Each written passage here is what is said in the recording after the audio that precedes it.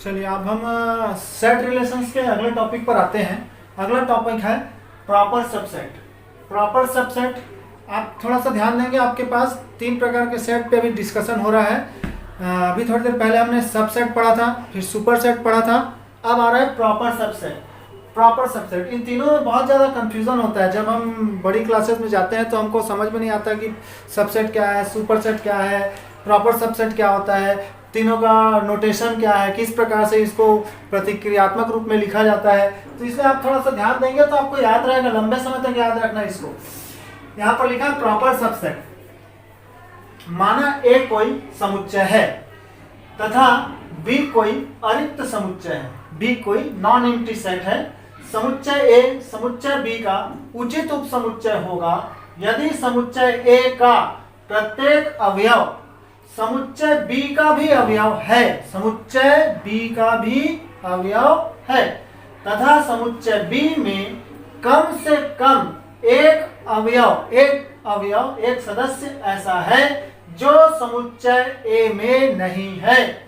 दूसरे शब्दों में, इसी को मैं क्लियर किया हूं पूरे चीज को, फिर से दूसरे शब्दों में, माना ए और बी दो समुच्चय हैं और A is subset of B और A is not equal to B, तब ए को बी का उचित उपसमुच्चय कहते हैं। इसे A is proper subset of B लिखते हैं। प्रॉपर सबसेट का साइन देखें यहां पर, इसे A is proper subset of B लिखते हैं यदि समुच्चय बी में कम से कम एक अवयव का अस्तित्व इस प्रकार होता है कि वह समुच्चय ए का अवयव नहीं है।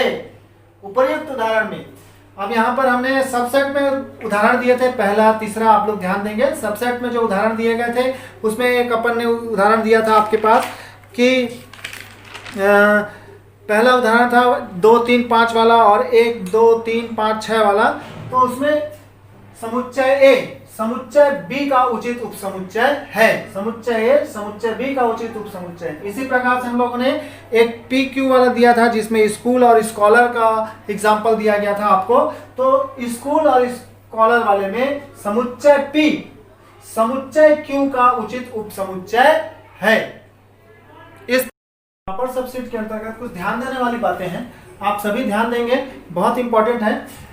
नोट शीट नंबर पहला, इसको बहुत ज्यादा ध्यान देंगे, इसका बहुत ज्यादा गणित में उपयोग होता है हमारे सेट थ्योरी के अंतर्गत। यदि समुच्चय ए और बी समान समुच्चय हैं, यदि ए और बी समान समुच्चय अर्थात ए इक्वल टू बी है, तब ए सबसेट होगा बी का और बी सबसेट होगा ए का, ए सबसेट होगा बी का और बी सबसेट होगा ए का। इसी का उल्टा, यदि a is subset of b and b is subset of a, थोड़ा ध्यान देंगे, a is subset of b and b is subset of a, then a equal to b होता है, तब a equal to b होता है यदि और केवल यदि प्रत्येक a बिलोंग करता है, ये सबसेट का डेफिनेशन आप सभी लोग जानते हैं, a बिलोंग करता है a implies that a belong करता है b, तथा प्रत्येक b बिलोंग करता है b तथा implies that b बिलोंग करता है a। ये हमारा बहुत इंपॉर्टेंट चीज है, इसको ध्यान रखेंगे, इससे सवाल बनाए जाते हैं, बहुत ही ज्यादा इंपॉर्टेंट टॉपिक है, इसको ध्यान रखिएगा। आगे जाकर इसका यूज होगा सवाल बनाने में, जब हम इंटरसेक्शन यानी अलजेब्रा ऑफ सेट्स पढ़ेंगे तब, तो इसको ध्यान रखेंगे। माना ए कोई समुच्चय है, माना ए कोई समुच्चय है, तब A is subset of A, A is subset of A, अर्थात प्रत्येक समुच्चय अपना उप समुच्चय होता है, प्रत्येक समुच्चय अपने स्वयं का उप समुच्चय होता है, परंतु यह उचित उप समुच्चय नहीं होता है, प्रॉपर सबसेट नहीं होता है, सबसेट होता है, प्रॉपर सबसेट नहीं होता है। इसे विषम उप समुच्चय कहते हैं, इसी को हम इम्प्रॉपर सबसेट भी कहते हैं, इसी को हम लोग इम्प्रॉपर सबसेट कहते हैं। तो इस डेफिनेशन के आधार पर हम लिखते हैं प्रत्येक समुच्चय का केवल एक विषम उप समुच्चय होता है, प्रत्येक समुच्चय का केवल एक विषम उप समुच्चय होता है, इम्प्रॉपर सबसेट होता है। चौथा है रिक्त समुच्चय में कोई अवयव नहीं होता है, आप सभी जानते हैं, phi is subset of A, अर्थात फाई जो होगा वो सबसेट होगा ए का। उस आधार पर हम कहते हैं कि प्रत्येक रिक्त समुच्चय जो होता है, रिक्त समुच्चय प्रत्येक समुच्चय का उप समुच्चय होता ही होता है। रिक्त समुच्चय प्रत्येक समुच्चय का एक उप समुच्चय होता है। पांचवा है रिक्त समुच्चय स्वयं के अतिरिक्त प्रत्येक समुच्चय का उचित उप समुच्चय होता है। अब हम आपको यहाँ पर आ रहे हैं नए टॉपिक पर। Number of subsets of a set. किसी भी सेट के कितने उप समुच्चय होते हैं, किसी भी सेट के कितने उप समुच्चय होते हैं, कैसे ज्ञात करेंगे। तो यहाँ पर हम एक एग्जांपल के द्वारा इसको बता रहे हैं, बाद में उसका व्यापक रूल निकाल रहे हैं, व्यापक रूल, ठीक है, व्यापक नियम बना देंगे उसको। तो यहाँ ध्यान समझिएगा। माना A is equal to A, set में कितना एलिमेंट है, एक। समुच्चय A के उप समुच्चय कितने होंगे, समुच्चय A इस प्रकार का, इसका उप समुच्चय कौन कौन होगा, तो एक तो रिक्त समुच्चय होगा और एक वही समुच्चय स्वयं। तो यहाँ पर इस एलिमेंट कितना है इसमें, A, cardinal number of set A एक है, और समुच्चय A के उप समुच्चयों की संख्या कितनी है, 2। तो इसको हम लोग लिख सकते हैं 2 की घात 1। इसी प्रकार ध्यान से समझिएगा, अभी मैंने एक अवयव था तो 2 की घात 1 हुआ। अगर सेट में 2 अवयव हैं, 2 अवयव हैं, तो यहाँ पर Na बराबर कितना है, 2, और इसके उप समुच्चयों की संख्या कितनी होगी, तो एक तो होगा रिक्त समुच्चय, एक वो समुच्चय स्वयं होता है, और 1 और 2। इस प्रकार से टोटल कितने हो गए, उप समुच्चयों की संख्या हो गई 4। उप समुच्चयों की संख्या कितनी हो गई, 4। इसको हम लोग 2 की घात 2 लिख सकते हैं। फिर आगे बढ़ते हैं, इसी प्रकार से एक और एग्जांपल लेते हैं। A बराबर, अगर हमारे पास सेट में 3 अवयव हैं, कितने अवयव हैं, 3, तो बनने वाले उप समुच्चयों की संख्या कितनी हो जाएगी, इस प्रकार से उप समुच्चय बनेंगे। A और 5 तो रहेगा ही, बाकी हम जो बनेंगे उसको लिख लिए। तो उप समुच्चयों की संख्या हो जाएगी 8। इसको हम लोग लिख सकते हैं 2 की घात 3। तो इसी को हम व्यापक रूप में इस प्रकार से लिखते हैं। व्यापक रूप थोड़ा ध्यान से समझिएगा, नियम निकाला जा रहा है कंक्लूजन करके। यदि A कोई समुच्चय है, यदि A कोई समुच्चय है तथा उस समुच्चय में अवयवों की संख्या कितनी है, m है, तब समुच्चय A के उप समुच्चयों की संख्या, तब समुच्चय A के उप समुच्चयों की संख्या 2 की घात m हो जाएगी। इसी प्रकार से इसके उचित उप समुच्चयों की संख्या, प्रॉपर सबसेट कितने होंगे, प्रॉपर सबसेट हो जाएंगे। हमने पढ़ा था इसके पहले कि एक इम्प्रॉपर सबसेट तो रखता ही है, तो एक माइनस कर देंगे, तो उचित उप समुच्चयों की संख्या 2 to the power m minus 1 होगी।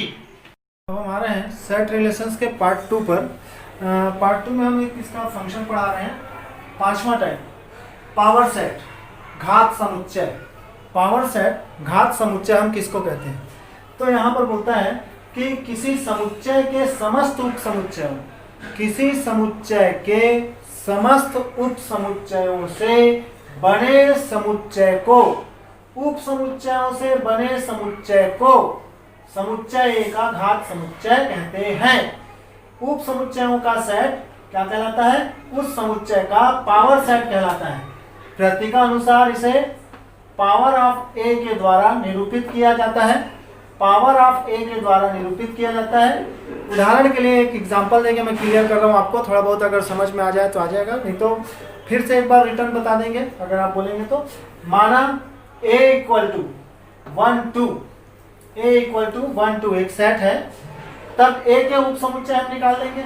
इस सेट के उप समुच्चय हो जाएंगे 5 और ये एलिमेंट 5 और A 1 2 1 और 2, तो टोटल हो गए 4 उप समुच्चय। तब power of A is equal to कितना हो जाएगा, तो सेट में आ जाएगा, सेट में आ जाएगा 5, इनके आगे में सेट लग जाएगा, बस इतना ही होता है। तो number of element in power set, number of element in power set कितना हो जाएगा, 1 2 3 4, तो 2 की घात 2, 2 to the power 2। व्यापक रूप में यदि, इसी को व्यापक रूप में यदि A कोई समुच्चय हो, यदि A कोई समुच्चय हो तथा n of A number of element m है, तब number of power set, number of element in power set 2 to the power m होगा, 2 to the power m होगा। नोट शीट, यहाँ पर नोट शीट है, नोट शीट में ध्यान देंगे क्या नोट शीट आ रहा है। यदि A एक रिक्त समुच्चय है, यदि A एक रिक्त समुच्चय, कोई भी A जो है वो 5 है, तब पावर ऑफ A क्या हो जाएगा, सेट में 5 हो जाएगा। Number of element in power set, वो कितना है 1, ठीक, ये होता है। अब यहाँ पर एक क्वेश्चन है, so that number of element in power of power of power of power 5 is equal to 4, ये बोला जा रहा है। तो यहाँ पर हम इधर से चालू करेंगे, power of 5 is equal to, तभी हमने पढ़ा कि पावर ऑफ 5 अगर रिक्त समुच्चय है तो उसका 5 होता है, उस डेफिनेशन से यहाँ से ले लिया हमने, power of 5 is equal to 5। अब उसका पावर ऑफ 5, पावर ऑफ 5, तो ये क्या हो जाएगा, एक तो 5 हो जाएगा और एक एलिमेंट खुद हो जाएगा, ठीक है, इस प्रकार से।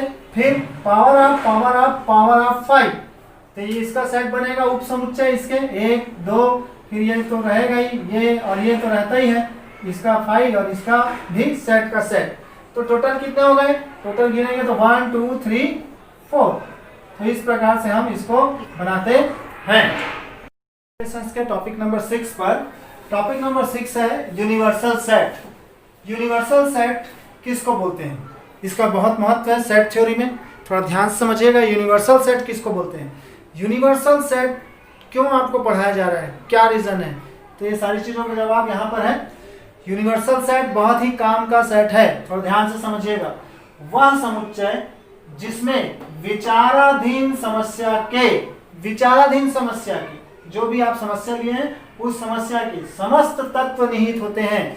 समस्त तत्व, हाँ और नहीं सब मिलाकर सभी तत्व निहित होते हैं, उसे सार्वत्रिक समुच्चय कहते हैं, उसे सार्वत्रिक समुच्चय कहते हैं। प्रतीकानुसार इसे U के द्वारा निरूपित किया जाता है। यूनिवर्सल सेट का पहला लेटर U है, इसलिए इसे U के द्वारा निरूपित किया जाता है प्रतीक में। यह एक प्रकार से प्रत्येक समुच्चय के लिए मात्र समुच्चय, पेरेंट सेट होता है। मात्र समुच्चय माँ के जैसा काम करता है, प्रत्येक समुच्चय के लिए मात्र समुच्चय होता है। विचाराधीन प्रत्येक समुच्चय इस समुच्चय का उप समुच्चय होता है। ये लाइन को ध्यान देंगे, विचाराधीन प्रत्येक समुच्चय इस समुच्चय का उप समुच्चय होता है। ध्यान रखें, सार्वत्रिक समुच्चय का चयन यूनिक नहीं होता है, यूनिक नहीं होता, अद्वितीय नहीं होता है।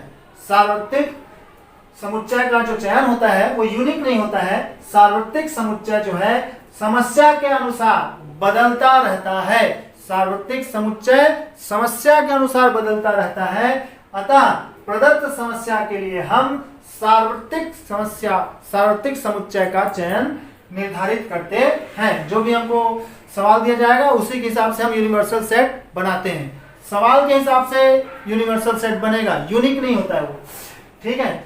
समुच्चय उदाहरण है, समुच्चय ए पृथ्वी मंगल, यहाँ पर एक सेट बना है पृथ्वी मंगल, इसको हमने सेट बिल्डर फॉर्म में लिख लिया। एक्सिस सच दैट एक्स हमारे सौर प्रणाली का कोई नक्षत्र है, ये एक सार्वत्रिक समुच्चय है। सौर प्रणाली का कोई नक्षत्र है, सार्वत्रिक समुच्चय, उसका सार्वत्रिक समुच्चय ऐसा होगा। उसमें कोई सा भी आ सकता है 9 ग्रहों में से। दूसरा, यदि इस प्रकार का कोई समस्या दी गई है, यदि a बराबर 1 2, b बराबर 1 3, c बराबर 1 3 4, तो यूनिवर्सल सेट इस प्रकार का होगा 1 2 3 4 हो गया।